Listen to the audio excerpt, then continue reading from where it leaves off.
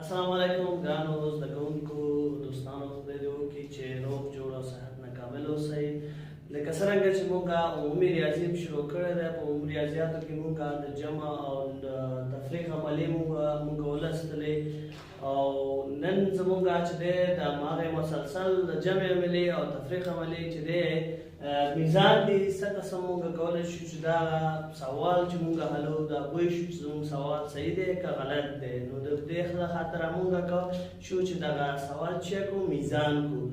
نو ګرانو لیدونکو که چیرې زموږ مخکې درسونه هم لیدلي نه دي نو تاسو کولی شئ زموږ یوټیوب چینل ته لاړ شئ او تاسو مخکې درسونه هم وګورئ نو راځو خپل نننی درس ته زموږ نننی درس چې دی د جمع او د تفریق میزان ده ګرانو زده کوونکو اول راځو د جمع میزان ته جمع میزان موږ په دوه طریقو سره کولی شو اوله طریقه دا ده چې د تفریق د عملې په اساس او دویمه طریقه یې چې دی زموږ چې دی که چېرې تاسو پام وي په مخکې ویډیوګانو کې موږ د جمع خاصیتونه لوستی وو په جمع خاصیتونو کې موږ د جمع د عملې تبدیلي خاصیت لوستی وو د تبدیلي خاصیت له مخې هم موږ چې دی د یو جمع میزان هم راایستلی شو ګرانو زده کوونکو راځو اوس یو سوال حلو هغه ګورو میزان کوی چې زموږ میزان په دواړه طریقو تاسو ته حلوم چې څنګه یې کېږي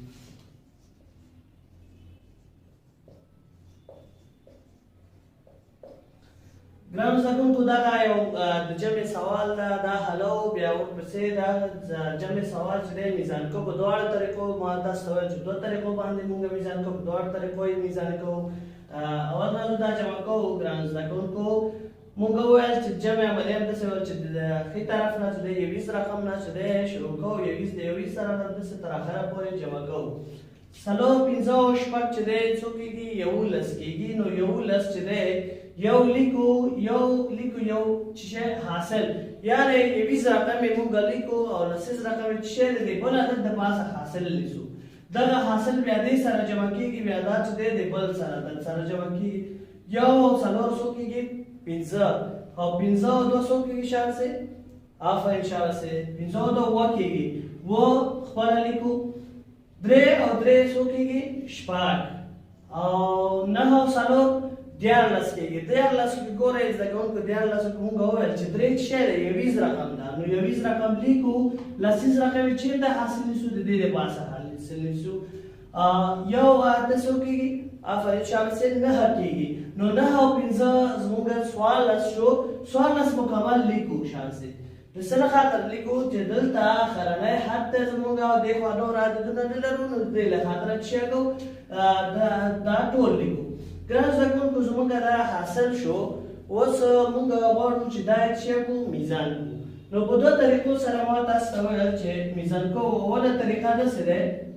چې د تفریق د عملې په اساس موږ چې دی دا څه کړو میزان کوو تفریق عملې په اساس څه کړو دا ما همدغه خپله حاصل لیکو حاصل چې موږ لیکل نو د دې دوهم جزء د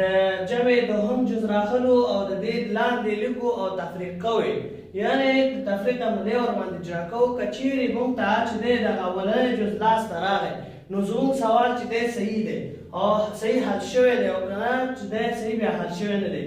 دغه دوهم جزء لیکو شپږ دوه درې څلور او پنځه کوم عملیه ورباندې ترسره کوو تفریق عملیه ګورئ شابه سې په تفریق عملیه کې موږ وویل چې دا د ښي طرف نه چې دی د یویس رقم نه یویس رقم څه کوو تفریق کوو د یو نه چې دی شپږ نیزې شابه سې څه کوو د یو نه چې دی شپږ نیزې دغه دویم رقم نه چې دی ورته یو عدد چې نیسو قرض نیسو چې دا لسیز رقم ده نو دا لس ورباندې پورته کېږي یعنې لس زیاتېږي ورسره یو دی یولس کېږي یولس نه چې شپږ لاړ شي څو پاتې کېږي شابه سې آفرین شابه سې پنځه پاتې کېږي نو پنځه چې پاتې شو دلته چې دی یو همدې ته کس کړی و څو پاتې و شپږ شپږو نه چې دوه راشي څو پاتې کېږي څلور پاتې کېږي او درې نه چې درې لاړ شي درې ګورئ شابه سې دلته چې دی درېو نه څلور بیا هم نه ځي څلور ډېر ده د درې نه نو چې کوو دې نه یو ورته قرض کوو څوک چې دیارلس دیارلس نه چې څلور لاړ شي څو پاتې کېږي نهه پاتې کېږي شابه سې دلته درې ده نو دا یو ورسره نیسو څو کېږي دیارلس 14 نه چې 15 لاړ شي څو پاتې کېږي شاسې 8 پاتې کېږي. ګوره اوس ګورو چې آیا دغه حاصل د تفریق چې لاسته راغلی دی دا د اولې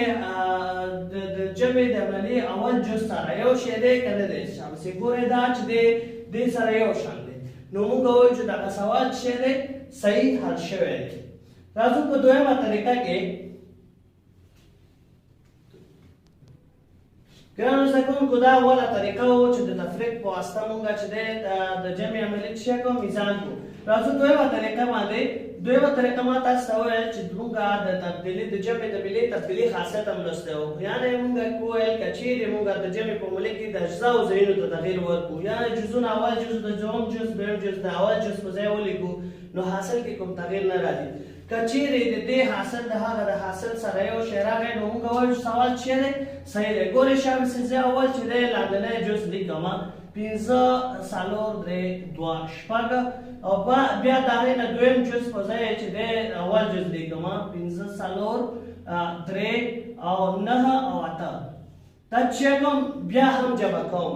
که چیرې د دې حاصل د دې د حاصل سره یو شی راغی نو سوال چې دی صحیح حل شوی دی.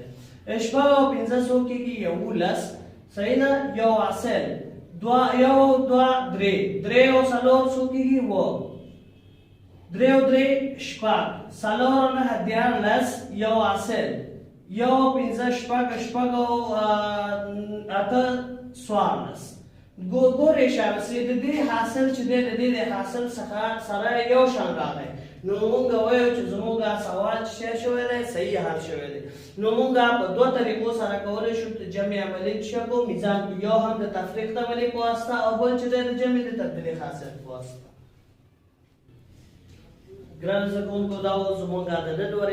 ورځې درس تر څو چې بل ورځ درس ته